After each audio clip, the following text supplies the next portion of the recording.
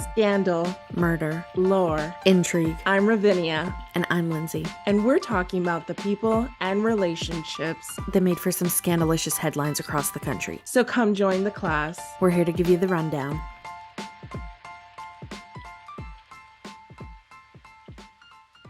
This is the Scandalicious podcast, and today Ravinia is running the show.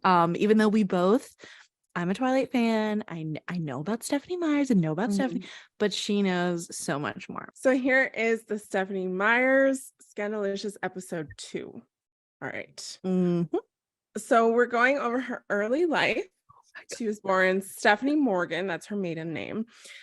She was born in Hartford, Connecticut. I think that might come into play later. We'll talk about it. Put a pin in that for now. Wow, I would have guessed that she was born on the West Coast, in the Pacific Northwest.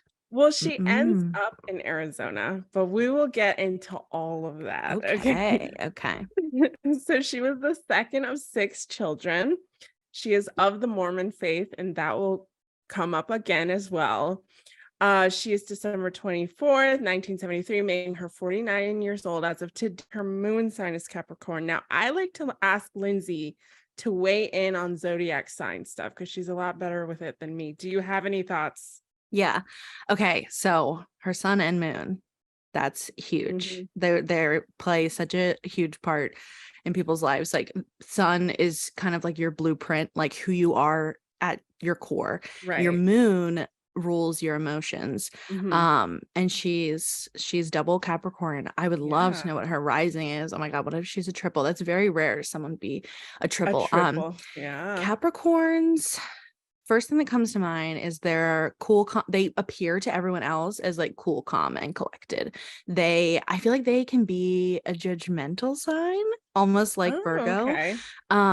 They just like, they know what they want, they go to get it, and they kind of just like push past anybody they have to go get it. I don't know. I'm not really good with Capricorn. I feel like there's a lot of stuff that it's an earth sign. So I could see the cool, calm, and collected, definitely, because she has a pretty private life. Like she doesn't, I don't know. I just feel like you don't see her getting messy on Twitter like other authors, like prominent authors. Yeah. She doesn't have like this big presence. Like, she's always just been in the background, like, yeah, I'm here. What's up? Yeah. I definitely feel that. And I feel like a lot of Capricorns are successful. Like, oh yeah, successful like she is. So she has a crazy successful story. We'll get into all of it. I can't wait. Okay. So this is before Twilight.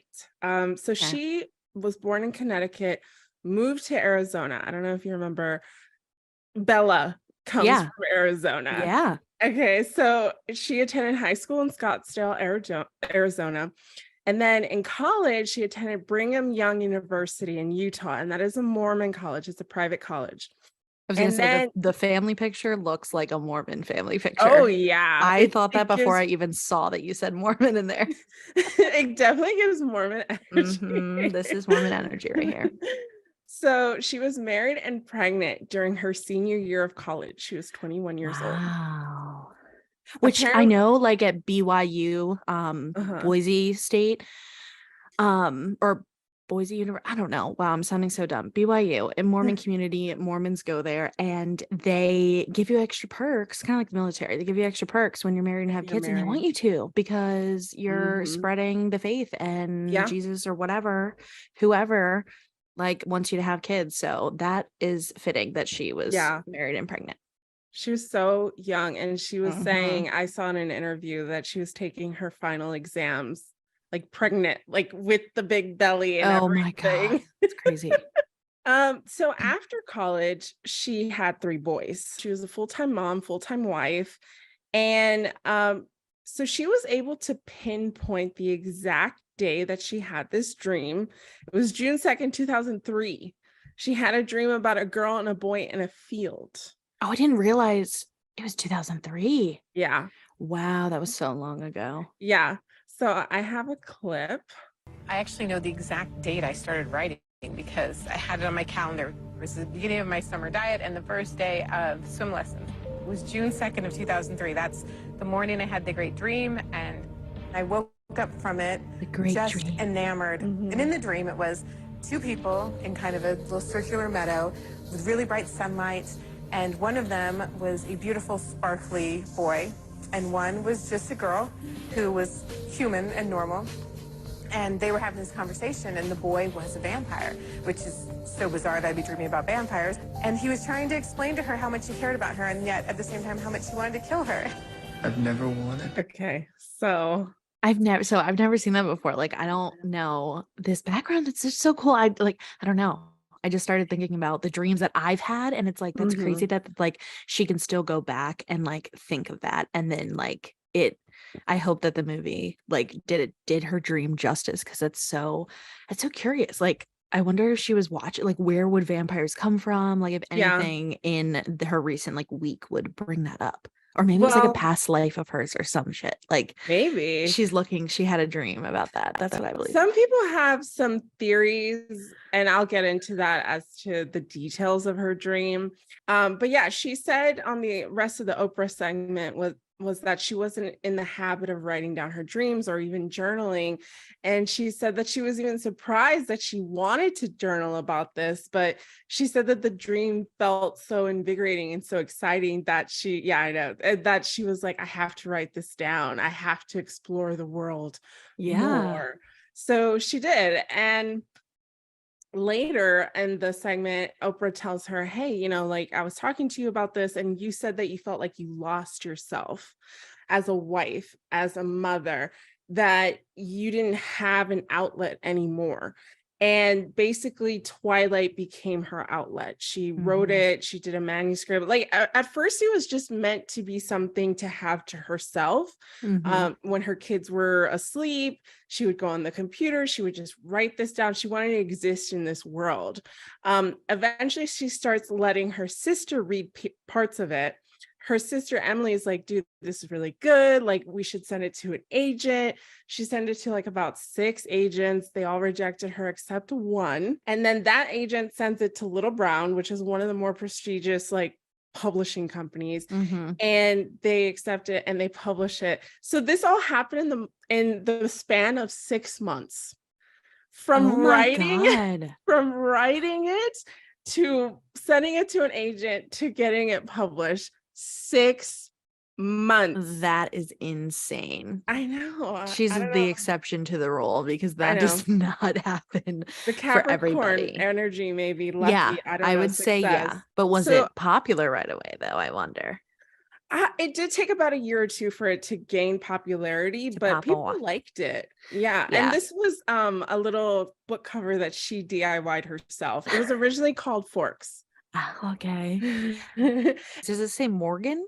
Morgan Meyer. So Morgan is her maiden name, but she was going to use it as a first name. Then her last name, Meyer. So yeah, she wasn't gonna go by Stephanie Myers, but that didn't work out. So who is Bella? Who is Edward? Oh, I see. So like when I said that people have been able to speculate about her dream, so Stephanie has always sold it like this, that she had a dream and she was looking at a girl and a guy in a meadow, that she wasn't the girl. And people are like, bullshit. Around the time, because she knows the exact date when she had this dream, it was June 2nd, 2003. She had later said on her blog that she always pictured Henry Cavill as Edward. And Henry Cavill, at the time of when she had that dream, had come out in a movie called The Count of Monte Cristo. And that's a picture of him in that movie. Yeah. Yep. That's what it's from. She's just too embarrassed. I know. I think she's just embarrassed to admit it. She was getting swept up as being a mother. She became a wife at 21, a mother at 21. And she's the mother of 3 little boys, close in age. Bless her heart. I know. And she goes and see this movie, and like, he's in like, look at this costume. Like, he looks gorgeous. And he's like, from like the colonial era, like 1700s. And isn't that where Edward is from, or when he got turned? I think so. I don't know. 1600s, 1700s. Oh no, it was the Well, Spanish flu, right? Yeah, I was gonna say Edward died of the Spanish flu. So that's like 1918, I'm pretty sure. I'm gonna trust you on that because you're a historian. And I we am should not. trust me because I literally have a history degree basically, but also don't take my word for it because I'm probably wrong. But yeah, so people are just like, she's Bella. I mean, and Henry Cavill is Edward. Come on now. Yeah. I'm looking up the Spanish flu. 1918 beach. Oh, yes. Look at that. Spanish flu, 1918, February 1918. Oh, wow. Okay, sorry. I just had to pat myself on the back. Anyways. You're like, hell yeah. Yes, Lindsay. So the way that Stephanie has talked about Edward has maybe made people raise a little bit of flags. Okay, so I don't know if you remember in the story New Moon, Bella, she's really depressed because Edward leaves. And then she starts getting hallucinations of him. Like, so I have this theory that that's what Stephanie Meyer's experience. And I have a clip for you. Like she experienced seeing Edward? I think she experiences whatever Bella is experiencing in New Moon. I think that's what Stephanie was. You think she just had this like maladaptive daydream for so long that she was like seeing him in real life? 100%. And I have proof. Here we go. Okay. And I have proof. I love how we're the TikTok terms. I just found out about maladaptive because of that. I know. I so much I've learned. Okay, so the question is, have you had any more dreams about Edward and Bella? If so, what happened? I had one. After I was working on New Moon, I had this weird, I was like sleeping in the guest room because my husband had a horrible cold, and so I wasn't like in my normal surroundings. And I had this dream that I don't know how much it was a dream and how much I thought about it afterwards because I was kind of out of it. But she said, I don't know how much it was a dream and how much I was just out of it. Like, yeah. Let me rewind it. They had this dream that I don't know how much it was a dream and how much I thought about it afterwards because I was kind of out of it, but that Edward actually showed up and told me I got it all wrong. And like, he existed and everything, but he couldn't live off the animals, and he really was, hunter like any other vampire. And I kind of got the sense he was about to kill me. It was really terrifying. And it was. What in the world? And she was like, I don't know if this was a dream or it was just happening in my head because I was out of it. Is basically what she's saying. And I'm like, honey, you're hallucinating. And that he came to her and he was like, you got my character all wrong. I'm a real person. I'm gonna kill you. I think it's real for her. I really do. Was she on shrooms? Is what I want to know. I think she was just tired of mother. So to support this theory, here's Robert Pattinson talking about it. When I read it, it seemed like I was convinced that Stephanie was convinced she was Bella, and it wasn't. It was like it was a book that wasn't supposed to be published, and you're like reading her sort of sexual fantasy about some, and especially when she says, "Oh, it was based on a dream," and it's like, "Oh, I had this dream about this really sexy guy," and she just writes this book about it, and like some things about Edward are so specific, and it's like I was just convinced that it's like this woman is mad. She's completely mad, and she's. Has she seen that interview? I'm pretty sure she has. When was that? When was that given? Sorry, I didn't pay attention to the back. Was it New Moon? It was during Twilight, the first movie. He's already talking crap, and he had like a ton more of these movies to go. So yeah, I mean, it makes you like 50 Shades of Grey. I feel like that's kind of the same thing. You have these fantasy. I mean, well, 50 Shades of Grey is started off as a fan fiction of Twilight, and we'll get into that as well. Oh yeah. But I was just thinking, I'm like, we all, I'm sure, could turn some of our dreams into a book. Some dreams that we have, like we're in a relationship with someone or like doing someone or like, I'm like, maybe I should look back and I know he was being critical of her. To be fair, I think he was like 23 years old and he was being like a snot-nosed brat about it. But I think, turn your fantasy into profit. Why not? Like, I'm Team Stephanie on this one. I'm not Team Stephanie on other things. We'll get into it. But this one, I'm like, girl, do your thing. Like, for sure. You saw Henry Cavill in a suit and now you're turned on. Now I want to watch that movie. Like, have you watched that movie? It's on Netflix.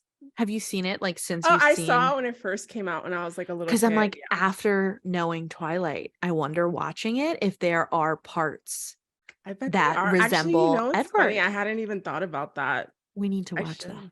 Yeah, I know. So here's a blurb from Stephanie Meyer's blog. At the time, it was written back in the day as she was writing New Moon and all that.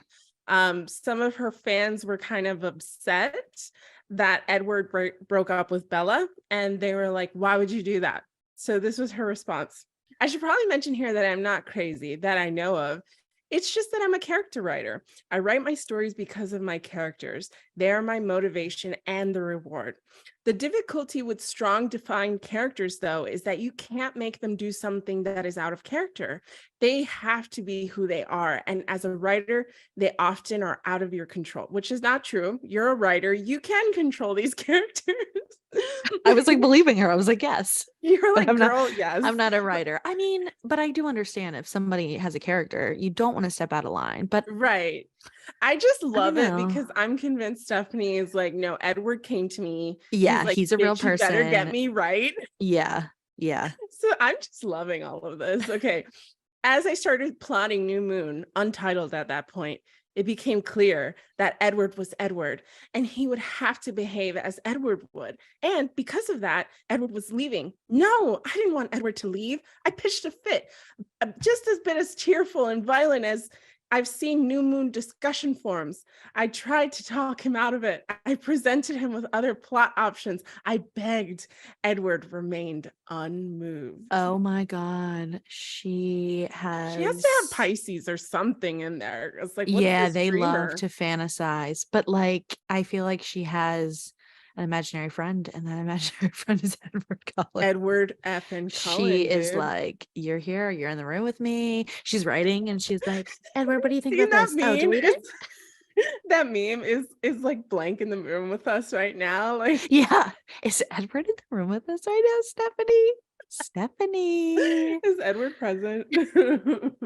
Yeah. I wonder if she still has dreams of Edward, or this did it for her. Like, she fulfilled it and she doesn't feel the need to revisit Edward anymore. Yeah, I don't know. And then she has her next dream and she'll have another. Well, she's had other stories out, right? And they just haven't. She needs to wait until she has that magical dream again. And then that's the magic sauce. Yeah. For these profitable stories. You know, it's interesting, and I think it relates in the book New Moon. That's when Bella is having the hallucinations about Edward, and nobody knows that that's happening to her. She's keeping it to herself. And at like the end of New Moon, she decides that she's going to tell Jacob that this is happening and that she knows it's time to put the imaginary Edward away, but that she doesn't want to, but that she knows she has to, and she knows telling Jacob means that she's going to have to do it. Do you think she Jacob never has to? Do you think Jacob like resembles her husband or something in real life? That she's like, I need to tell my husband that literally I have an imaginary friend that I'm in love with.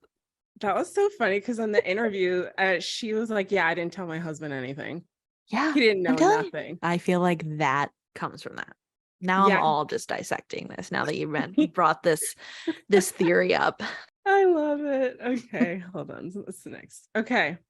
So Christian Twilight. Okay, so at this point now, Twilight is published, it's been distributed, it's gaining followers and fans, and people are starting to notice Christian themes and elements. And like I said, Stephanie's Mormon, and her Mormon belief in culture, whatever, is really important to her.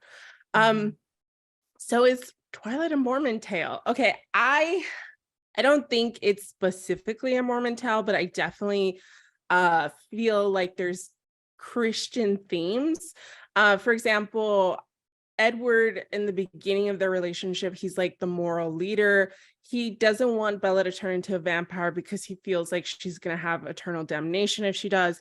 And then Bella wants to have sex with Edward. That's like a big plot point. She wants to have sex with him. And he tells her repeatedly no, because for him, it's important that they get married before they have sex. And I've heard in the Christian belief that women are taught that you want to find a man who not only has the same faith as you, but he needs to even have a stronger faith than you so that he could be the faith leader leader of the house. Like he needs to be the leader. He needs to lead you, and he also needs to lead the kids. Yeah.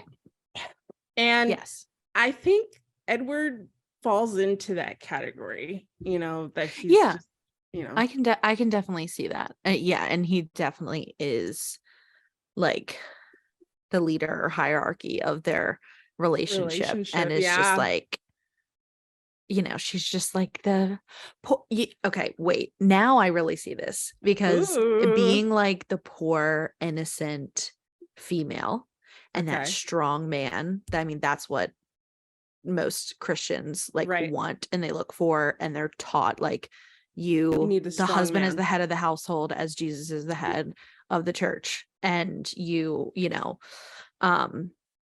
so she's just like, and I feel like she's like the epitome of that typical like Christian female, like that.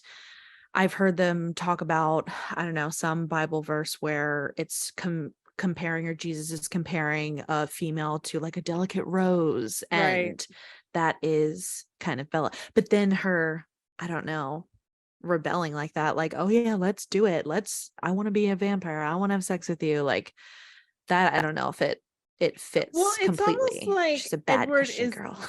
Yeah, it's almost like Edward's the father, and that's what I've heard too, that it's like that's why I think the original tradition came from the father walking down the daughter down the aisle and handing her off to the husband, was because it's like, now you're going to take care of her. And Edward was always kind of like, that dad figure. And I mean, he's literally like 100 years old, but like also he was telling Bella, like, we cannot have sex, Bella. Like, you cannot be a vampire, Bella. So it's almost like Stephanie saying, like, it's okay that Bella has these feelings, but she has someone who's like protecting her soul and watching over her. And that's Edward.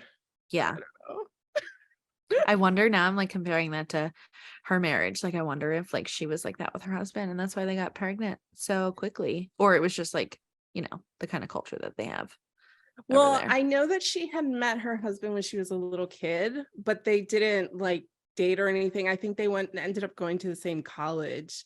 Yeah. And then when they graduated from college, she was just like a full-time stay-at-home mom and wife, and he was the caregiver, which is very, very much like within the Mormon faith, like women are meant to procreate and the men are meant to like I don't know, work and nurture the home or whatever. Yeah.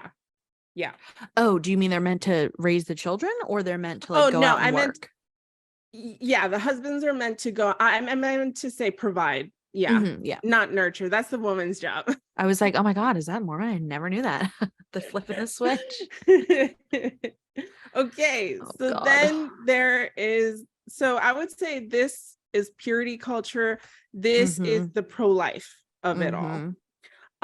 So Bella, I don't know, some would argue that maybe Bella's pro-choice because she chose to. That's the thing, like women who are pro-life, they don't understand. It's like you also fall into the idea of pro-choice because you're choosing and people are respecting that choice. So it's like you're pro-choice too. But anyway, so Bella becomes pregnant, right? And the pregnancy is threatening her life, quite literally threatening her life. And her father-in-law, who is a doctor, is telling her, this baby continues, your lights are out, you're not going to survive it. Edward is literally like, we just got married. Like, yeah, he's like mad at her. He's like, why would you, like, mad at her? You're choosing this baby over me. Exactly. And Bella's just like, no, like this baby means everything. And I've heard within the Christian faith that it is of the belief that if the pregnancy is meant to take the life of the mother, then that is what God wills. And that's just something you have to accept, that is God's will. And to me, that's so sad. Yeah. And did you know that like in the Jewish faith, they save the mother? Like that is what you're supposed to do. You're supposed to save the mother. But then it's like the opposite.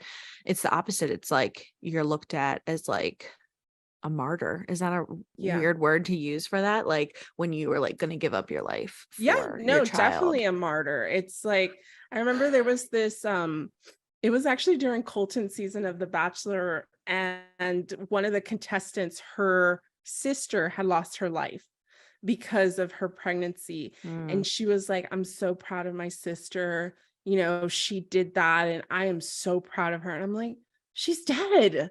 She's dead. And I it mean, is it's very like, much a martyr I thing. feel like, yeah. And I feel like it still is like an amazing thing to do, to be that selfless, but you know, I don't know. I don't want to get into I know, to all controversial but podcast topics, yeah, but yeah, I mean, it is incredibly selfless, but it leaves just so much trauma. But I know losing a child also does. So, you know, I don't know. I at can the never, end but of I the know people day, can. And yeah, at the end of the day, it should be the choice of the mother. You know, I don't yeah, have it's to all about agree with choice. it.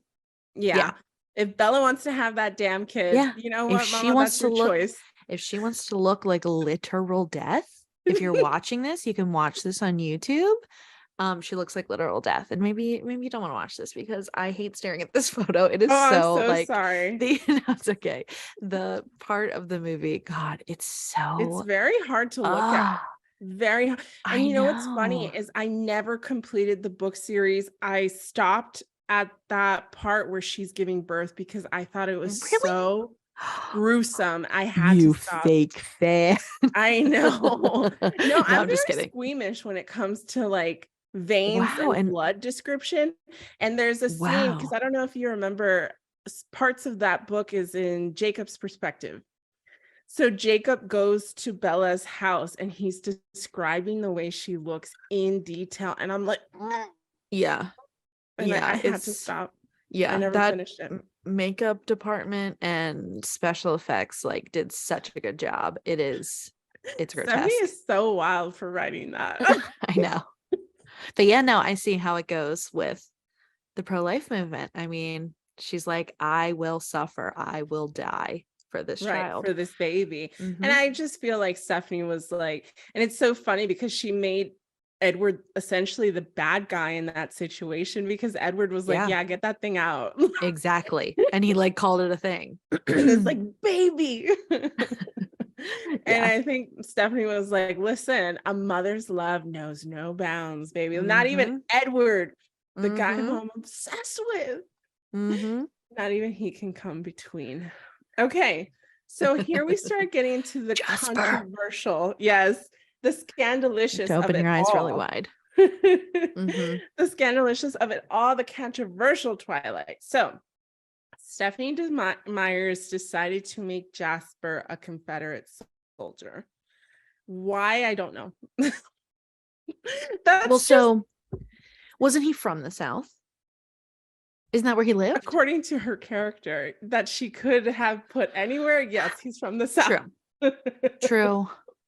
I mean, I'm just thinking like maybe she initially was like, he's gonna have a Southern accent, he's from the South, and then placing him in that time frame, he would be a Confederate soldier. You know, I'm giving her the benefit of the doubt here. Which I think is fair and valid to give her the benefit of the doubt. But of course, people, yeah, when they see smoke, they want to make fire. And they're like, listen, Stephanie Meyer's a racist, she's a bigot, all this stuff. And it's like, I don't know, you know? Yeah, I mean, how many films are there? Django Unchained, where they're saying the N-word, and there's like, you know, I mean, this is history. This is what happened. And yeah, like I don't want to say that every single, because you were a Confederate soldier back then, you are an absolute horrible person. I guess it's saying like, it's like, well, we love Jasper, we like him, and he's a good person. So I guess making him a Confederate soldier, I guess people want to assume that every single Confederate soldier is deep down a horrible person, which maybe I'm going to get heat for this, but that is not true. There were tons that have like never owned any other people and were fighting for what they believed was their country and, you know, their property and things like that. So,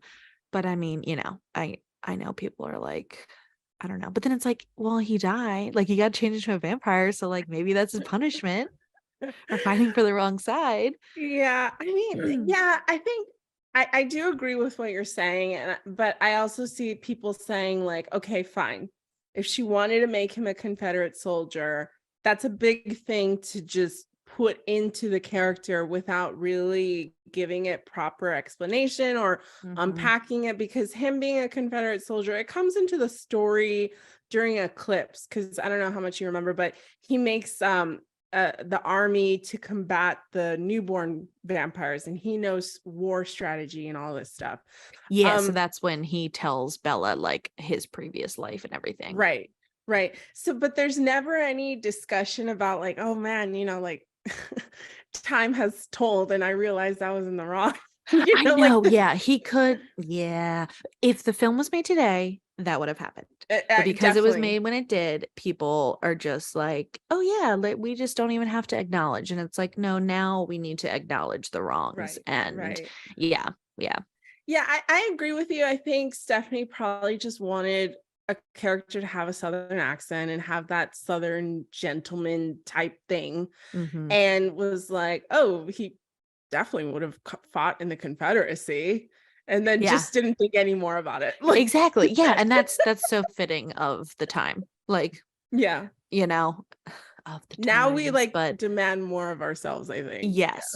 And giving that like acknowledgement, I think. Yeah. So that's interesting. I'm actually glad I talked to you about that, because I hadn't even thought about that. I was like, why the hell would she make him? And it's like, yeah, I guess you're right. Yeah, girl, this history buff will have an opinion, even though I don't like the Civil War. But continuing with the controversial Twilight. So Stephanie decided to write about the Quileute tribe, and the Quileute tribe is a real tribe from the Pacific Northwest, from the La Push area. Which I guess on the surface isn't bad, but the problem is that when you use a real tribe name, people are now going to start associating that stuff with the real tribe. She might have been better just making up a tribe or something like that. She would have, because it hurts the real tribe. Yeah. So there's actually this really great video of this woman, an actual Quileute tribe member, and she's talking about how tourists would go and be like, where's Jacob? Like, are you guys really from wolves, and stuff like that. Yeah. It starts those people think that they know. They're just gonna watch a movie and be like, oh yeah, like this is what that tribe is. And that's But on the plus side, positive things did happen because as a result of the books. So the Quileute tribe was actually unfortunately losing a lot of land. And they were getting pushed closer and closer to like the ocean area. And because of this, they got a lot of recognition and a lot of people were donating. And now they've actually been able to gain a lot of land back, and they've been able to get a lot of resources and money and stuff like that because of the popularity of Twilight. So it wasn't all bad. It was, there's some good that came out of it, which is good. But of course, the Quileute tribe is being told from the perspective of a white lady who's probably never seen a Native American in real life, Yeah. So like, I don't think she meant harm. I really don't. I think that's the thing. Stephanie just wrote about things and just didn't do like research. That's what I think it was. And I think this was meant to just be like a fever dream. I don't think she was ever going to publish anything. Well, so when does the tribe like get described? In Twilight? Yeah. In the original book? Okay, because I was thinking, well, if she brought more about them into it in the later books, she definitely should have like hired somebody to educate her. But or even just going out there, herself and whatever, or a Google search, There's quick so Google much search, girl. information. But I mean, that's white people for you. So 50 Shades of Grey comes into the picture. So Twilight is published. It at this point is a phenomenon, and there are movies. There's Twilight mania. And there is a little woman named E.L. James who decides to write a fan fiction called Master of the Universe, in which Bella and Edward are not vampires. Bella is a college student, English major, and Edward is a billionaire and he is really into BDSM. Oh my God. So is this the cover of the fan fiction? Yes. It was Oh called my Master of the God. Universe. We need to And I start have describing this stuff for people only listening. So like they are in like just a sexual sultry pose in the Seattle Skyline. skyline. What's that Oh, the building Needle. called? Or the Needle. Yeah, it looks like looks like a soap opera. It looks like I don't know. Definitely. It looks like so many things. Days of Our Lives. Yeah. So I have a clip that kind of gives a really quick explanation as to Master of the Universe lore. Okay. All right, history lesson. Master of the Universe is a 2009 through 2011 serial Twilight fanfiction written by Erica Mitchell under the pen name Snow Queen's Ice Dragon and collected into 2 volumes. In this alternate universe, Bella Swan is a university student who falls into the orbit of vampy but not actually a vampire billionaire Edward Cullen after interviewing him for the school paper. The relationship rapidly and clumsily escalates with Edward stalking Bella, kidnapping her, revealing his deep dark secret that he's really into some spanky stuff, then they go back and forth with Bella being alternately scared and intrigued and repeat for about 700 pages with a couple stalker subplots and a helicopter crash sprinkled into the back half, and that gets you to the end of part 1 where Edward asks Bella to marry him. Very quick summary. By the way, did you ever see 50 Shades of Grey? I saw like the first 2 movies. Was there 3? Yeah, I don't think I didn't see the last one, but I saw the first 2. Never read the book. One of my good friends loved the book. She didn't like the movies, but I saw the movies. Really? Okay. Never in theaters though.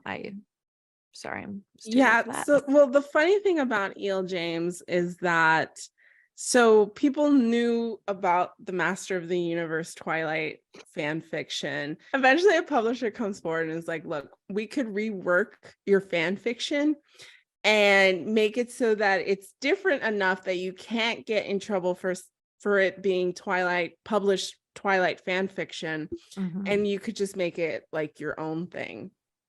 Eventually, E.L. James, because of that, she starts going on these interviews and press junkets saying her story was not Twilight fan fiction, that she was just very inspired by Twilight. But then everybody knows, like, exactly. People were like, "Wait, hold on, let me pull up Master of the Universe." So wait, so she was under the name Snow Queen Ice Dragon. Did she ever put her real name? Like how did people know who she really was then? Because they were just reading the book and they're like, "Wait." Okay. Oh, well, yeah, it was like the same. Okay.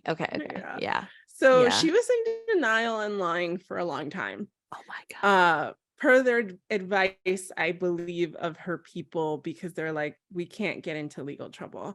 Yeah. And it's funny because E.L. James has been known to be like very difficult because people have made fan fiction off of her book. Yeah. And she would send legal actions against them. Are you serious? Yeah. And she was like, "How dare you try to profit off my original work?" It's like, oh funny. My God, literally that's what you just did. Literally crying, throwing up, screaming. That's ridiculous. So Stephanie Meyers was asked in a Times interview, straight point blank, "Do you know about 50 Shades of Grey? If so, what are your thoughts?" And she's like, "I do know what it is. I have not read it, nor will I. As far as it being published fan fiction," she's like, "it's fine." Yeah. Okay. And I was like, you know what? That's insane that she's so chill about it. Maybe it's the Capricorn, cool, calm, collected. Because if that was me, I'd be like, "Oh, hell no. You are not going to become a millionaire off of my back, bitch." Like, yeah. I'm very territorial. And Stephanie was just like, "It's fine." Wow. Which is wild. And people have speculated that, like, if Stephanie, because if anybody had a leg to stand on like copyright infringement, it was definitely Stephanie in this situation. And the fact that she chose to be so cool about it, I mean, makes it possible for people to continue to make fan fiction and basically become, make it their own works. because no legal precedent has been really established as of right now. Hopefully somebody doesn't ruin it for someone else. I don't know. But I don't know, E.L. James. And that's the end. That's where I end. Yay. But I think as a bonus, at the tail end, Lindsay and I have our own personal history with Twilight. Yes, we do. So how were you first introduced to Twilight? Oh yeah, I was like, wait, I don't remember. Yes, I do. Okay. So Rennie and I share a mutual friend. It was in the class that you and I were in together because she sat in front of me. So it was our mutual friend, Ashley. She sat in front of me, and then Ravinia sat to my left. We were in the back of this math class. We never paid attention. We were so bad. The teacher hated us. And our friend Ashley was obsessed with this book, Twilight, and she was like, wanted to tell everybody about it. And I remember her turning back to me and being like, you need, like, having the book in her hand, and she was like, you need to read this book. I mean, this girl's so obsessed that I'm pretty sure till this day she still hasn't seen the movies. She had like a Stephanie Meyer's moment where she was like, I am so in tune with this, like I'm so just, I don't even know Edward's that, hallucinating. like, yeah, like I feel like Edward. I mean, she was just obsessed with that vision in her mind and didn't want to ruin it. And so then, I eventually started reading them. And then I don't even know, like, the movies had come out. I feel like I read like the first two and then the movie has come out. I don't know. I just remember reading the second one and reading the part where Edward leaves, and I was like babysitting and I was like reading it in front of the kids, and I was like, oh my God, I was so angry. I was so angry. But so, what about you? You know what I remember? Okay, so I remember, like you, Ashley was the one who introduced me to Twilight. I saw her reading this book, and the cover looks really interesting. It's like white glowing hands with like a red apple, and I was like, the hell is that? She's like, oh my God, it's this vampire book, it's amazing. Blah, blah, blah. She was like obsessed with it. And this was before, like, when we learned about it from Ashley, none of the movies had been made. Yes. There yeah. was She she was an casting. OG. Like, this was like early days of Twilight. Okay. Because this was 2006 or 2007. Yeah. Or maybe it would have been, I don't know. It was senior year. Yeah. Senior year. I thought we had that class junior year, but maybe it was senior year. I think it was 2006. Maybe. Because I was dating my first boyfriend at that time. And by the time I turned 2007, we were no more. So it was 2006. So it had to have been 2006. Yes. These are the early days of Twilight, man. Like, the rest of the book series hadn't even been published. So when did the first movie come out? 2008, right? I think so, yeah. Yes, because by that time we were out of high school and we were both working at the same store in the mall, and we would go see like the midnight showings. Yeah, we saw the midnight showing with everybody. It was like such a moment when our paths just like walks on the screen. We were all like, oh my God. Yeah, it was such a moment. So what I remember is Ashley introducing it, and then I was like, okay, cool. And then my boyfriend at the time went to Barnes and Noble or something and bought it for me, and then gave it to me, and I was like, ooh, yay, okay, I'm gonna read this. So I read it. I was obsessed. And then they make an announcement, a cast announcement, and they just released the photos. Remember, I don't know if you remember, but they had like cast photos, and they I wasn't as into it then. I was like the cast photos, I feel like. Yeah, they had just released these cast photos, and they were like these really cheesy studio portrait style pictures of the cast. And I was like, oh my God, like I was so excited. And I remember I was working at Garage, and I had gotten Lindsay a job there because I was like, I need my friends to work with me. Like, I can't, And then I remember I brought the book into work one day, and I just made all the Garage girls read it. I was like, I need everyone to get into this with me. Spread the word. And Garage, by the way, is a clothing store. I'm sure people are going to be like, they worked at a garage. Like, they worked at a mechanic shop. Yeah, it's a Canadian clothing store. Maybe more people know about it now, but it was like, we started working when they started first opening up in the US. But it was really cool because when the movies were coming out, we, number one, worked at the mall where the movie was playing, but Garage started having like kind of merchandise. So we were like Right. selling stuff from Twilight. So we were just like literally working around We it, were, reading it, like, yeah, yeah. all encompassed with And all Twilight. the girls there, we were all into it. And like Lindsay Mhm. said, we all went as a group to go and see the movie. And it was just like, I don't know, it was really magical. exciting. It It was was just magic. really exciting to be a Well, part so of it. did you know who Robert Pattinson was I before knew this? that he was Cedric Diggory Oh, yeah, in yeah. I forgot Harry about that. Potter. Yeah, because we're And also I huge Harry remember Potter when I fans. saw Harry Potter, I was like, that guy is so cute. Yeah, so And you were so I, excited when he was Edward. yes, because okay, so on Stephanie Meyer's website, before the movie had been casted, people were like, fans were like saying who they wanted it to be. A lot of people were saying Hayden Christensen. I don't know if you I don't know remember who that. he is. I know who that is. Yeah. Okay, so a lot of people were saying Hayden Christensen, Henry Cavill, but he was like too old for the part. And I remember I was like, I want the guy who played Cedric Diggory. I was like, that guy, he's so cute and stuff. And then when it was announced it was him, I was like, so excited. Oh my God, we're such kids. I Literally know. little kids. I love it. Little fangirls. So then we Yeah. watched the movies, and then Stephanie was doing, you know more about this. It was like a Twilight series, concert series or something in New York City. Yeah, Like, because at that point the last book was going to be published, okay. and it was like super exciting. It was the end of the saga, and she went on a book tour to promote the final release of the book. And it was like a book tour / little mini concert tour. She brought that guy from Blue October in there. Stephanie has always loved emo music. Like, she loves emo music, and that guy was traveling with her and doing the tour with her. And yeah, so it was like in the MTV like building or whatever. That's right. And one of the and was an MTV host was hosting it, right? yeah, somebody, I don't even know. My gosh. And yeah, she just came out on stage, and like I feel they did like an interview, and we were just like in a packed crowd of people. But everyone was so excited. It was so much And fun. yeah, and like saw her in person, and she answered some questions, and then they played music, and then I think that was it. Did they do anything else? That was pretty much it. And they were like, you could stay after. Stephanie will sign your books. Yeah. And I mean, how long was the drive? My parents drove us to New York.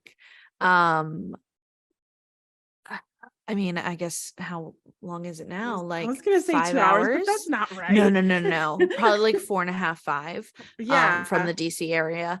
And we weren't staying the night in New York City. No. Like, My dad's like, in and out, girls. He like put us in the back of the car. My sister's there. She's young. She's like, she never reads any of the books. So she's like, I don't know. So they just like take her around the city. I love that we did that. That's such a good I know. memory. And then I think we attempted to get in a line to get a signed book, or I don't know, meet her, whatever. And it was like so long. I think we're so exhausted because we walked around New York all day, and then we had to stand there, like, and the whole thing was standing. You never got to sit during this like concert thing. Yeah. And we were like, let's get the fuck home. Yeah. So then I think if we had stayed, probably at least 2 hours of wait, I'm sure. I know. And we still had to go home. Yeah. And like, and it's not like we were such fans of Stephanie. Like, we love the books, and we're fans of the like actors and stuff. Like, if it was Robert Pattinson, I think we would have stayed. If it was Robert Pattinson, I'll stay all day, girl. Like, I don't care. But yeah. So we were just kind of like, oh yeah, cool. And then, but it was still really fun. Yeah. And then the last film came out, or the last book or whatever. And then like, we both have all the DVDs. And I remember Danielle, our friend who also went with us. I'll definitely include some pictures up here on the screen. She read it like in less than 24 hours. And she was like, oh my God, I already know everything that happens. I was like, stop. I don't know if you remember, but nobody knew that Jacob imprints on Renesmee. That was the big shocker of that book. Yeah. So she was like, dude, something intense happens. And I'm like, wow. Oh my God. I don't even remember reading the last book or like seeing the last movie. I feel like I only have memory of like the very first movie and like the scene where Edward just like walks past the window and comes in, and we were all like, oh my, I'm like, I have never seen a hotter person. This is such a hot moment. Which is funny because weren't you Team Jacob? Yes. Yes. Oh my God. I So mean, why were you Team Jacob? I did think he was cuter. They're both very cute, but I don't know why I was just like, he's really cute. I feel like he was definitely my type like back then. You know, I don't know. I want to feel like Babyface or something. Right. Like, and I don't, I think when I read that Edward left Bella, I was really pissed for a while. And then it's like, Jacob is there for you. I'm like, you dumb bitch. Jacob is there. What is wrong with you? And I was just like, I'm so Team Jacob. Oh my God. But now as I've gotten older and I watch it again, I'm like, oh, no. I'm Team Edward. Like, this is hot. Which is funny because now that I'm older, I'm Team Charlie. I'm like, dang, he's hot. Yeah. He is sexy. And it's funny because back then I didn't even remotely see him like that. But We're now like, I'm ew, you're a dad. But now, yeah, it's like, it's funny. Ew. It's funny watching it older, being adults, and like, just, yeah, it's different watching it now. And like thinking about stuff, like thinking about how, I mean, this is in the book too, like Bella's mom is just like, okay, well, we're going to tour. So Yeah, like kind of a crappy mom. Yeah. But then she, you know, she's like all nice and sweet and just like, I'm so worried about you, but only when you almost die, and then I'll come visit. And like, I don't know, you watch it and you're just like, what the hell? But yeah, it's a classic. I'm going to force my children to read the books and watch it, and they're going to love it, or I'm going to disown them. It was just such a big part of our like young adult life. And it was something that was fun to share like with our friends. Exactly. Definitely. Yeah. And like I've talked to Lindsay about this in detail, but like the boyfriend that I had, this was after the boyfriend who bought me the book, who respected me. This was another guy. He could not stand that we were like Twilight girlies because he just thought it was so immature and would like make fun of me and stuff. But like I look back on it as an adult and I was like, I was a teen. I was literally a teen and I wanted to enjoy something fun with my friends. And I'm so glad that I didn't let him stop me from that, because I have really great memories attached to it, you know. Yeah, like being part of a fandom is a sense of community. And you know, it's, yeah, I look back at that too. And I don't know if people probably were making fun of me at the time, like thinking it was for stupid. Something else. Yeah, like yeah, also on the Genesis. Anyways, but I don't know. I think because there was that younger crowd who was into Twilight as well. But then it's like when the final books and then like having sex and stuff, it's like that's adult stuff like that, you know. Maybe the first 2 books and movies, you know, and of course they're cheesy. Like I know that the actors like Kristen and Robert were you know, Kristen and Robert, like we know them. I know. My old K-Stu and Arpats, we'll say that. They like didn't want to say certain lines because they thought it was cheesy. But yeah, it's like you one of those. saw him in that interview. He was like, God, this is like Stephanie's fantasy. This shouldn't but it's be like, dude, you're making so much money like from this. Zip it, buddy. Say what we tell you to say. Just let people have fun, honestly. Yeah. And should I mention that your hall pass was our Pats? Was it? I don't think Mr. Man, my ex at the time, I don't know that he ever agreed to that. I remember us in the car and you being like, he is my hall pass. He is who, or maybe it wasn't that. Maybe you were like, if I ever got the chance to hook up with Robert Pattinson, I will 1000%. I don't care who I'm dating. I think that's what it was, that I didn't, he wasn't even a hall pass because I never would have gotten that consent from my partner back then. It was 100% me being like, I don't care what he thinks. Like, I will cheat on him second. If I get the opportunity, it's a yes. It will happen. It's a yes from me. Yeah. It's a yes for me. What about your boyfriend? We don't care. It is, we don't know him in this house. But that opportunity never came. So it might. You never know. Yeah. You never know. Holding out our past. Manifest it. Yes.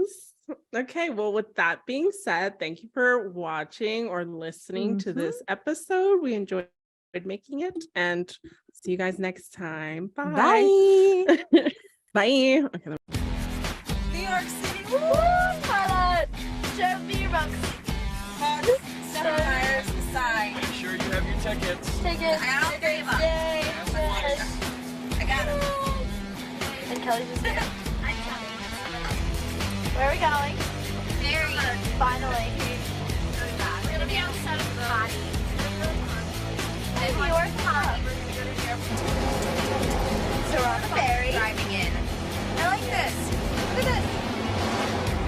Sun is shining. Yes, tan. I look pale in this way. This starts rocking. Hell no. Don't rock. Right. We're playing Hollywood.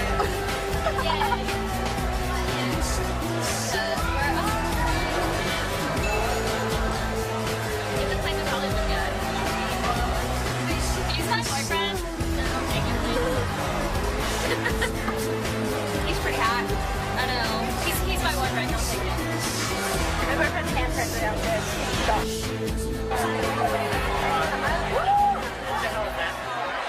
I didn't really watch first one. You watch that weekend with her and you don't know anything about I it? bought it from a scalpel because I know this girl who likes this book a lot, and I'm doing this for her. Oh, how So sweet. I had Is she your girlfriend? no Is she gonna be your girlfriend after this? idea. Hell yeah. Let's Hell, hope. can I get a hell yeah? Yeah, that line was ridiculously long. Who's excited for the midnight release of Breaking Dawn?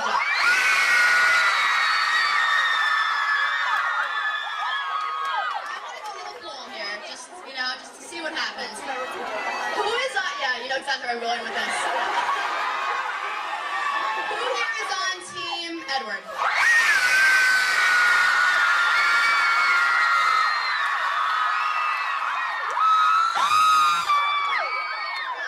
I'll just see if I can feel a little louder. How about Team Jacob?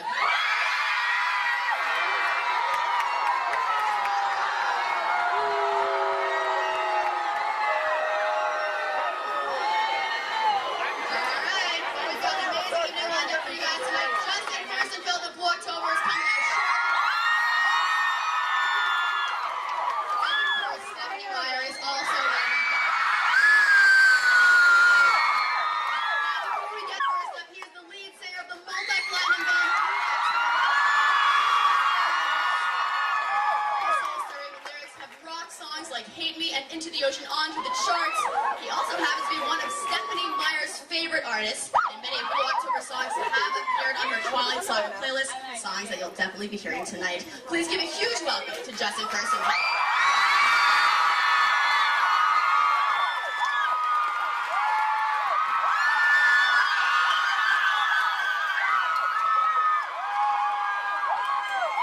Hello.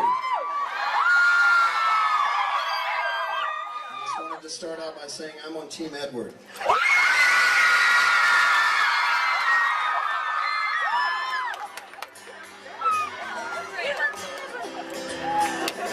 I don't know why that matters.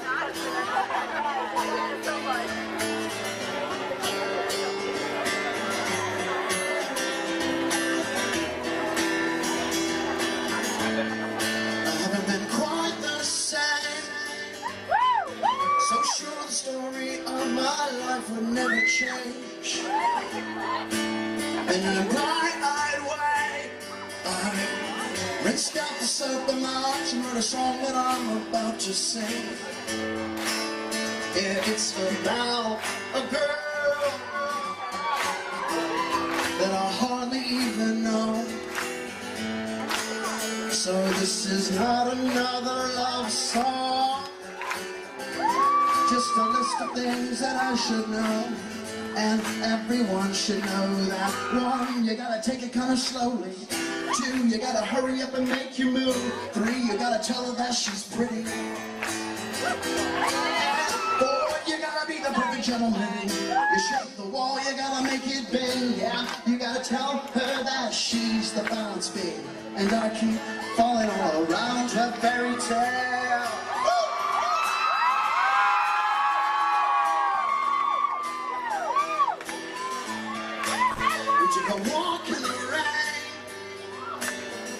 suggested she confessed there's a heart nearby to cast that shame.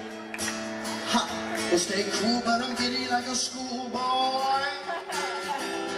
You gotta handle with care, cause she is not a toy.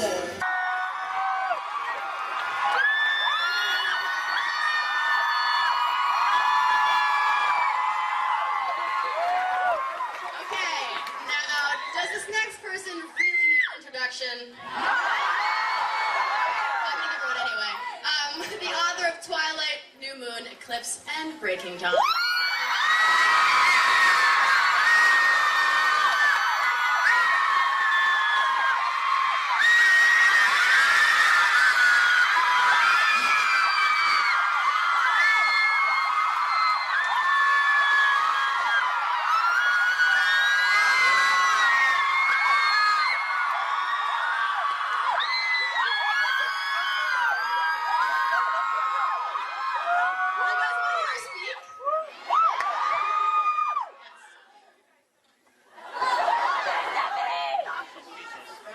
Thank you. You guys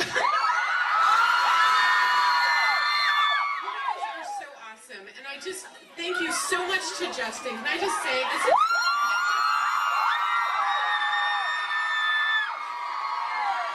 this is easily 1,000 times over the coolest thing I've ever done in my life. And I'm just really excited to get to be part of a rock concert. It's so cool.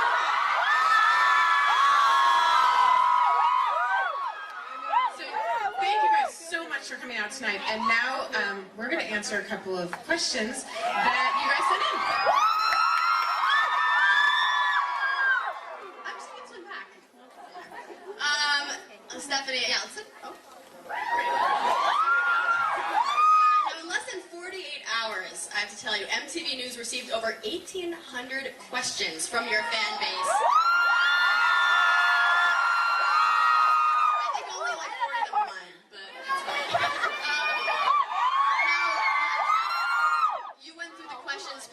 Selected the ones I have here in my hand. So let's get started. All right. So Lydia from France, who is not with us tonight, she asked, do you think you've chosen a good ending for Breaking Dawn?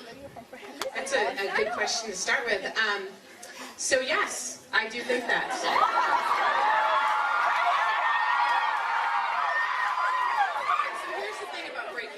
Some of you guys know this. When I finished Twilight, I started another sequel that, will never see the light of day because it kind of sucks. But, no, don't worry about it because, everything that was cool about that sequel is in Breaking Dawn. So I knew from the very beginning exactly, what, with Twilight, I didn't know what I was doing, but when I was done and started thinking about the future, I knew the future I wanted.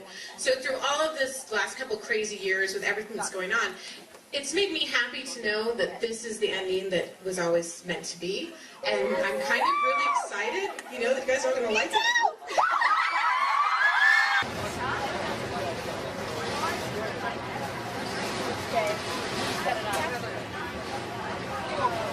Okay guys, so what happened? It was fun.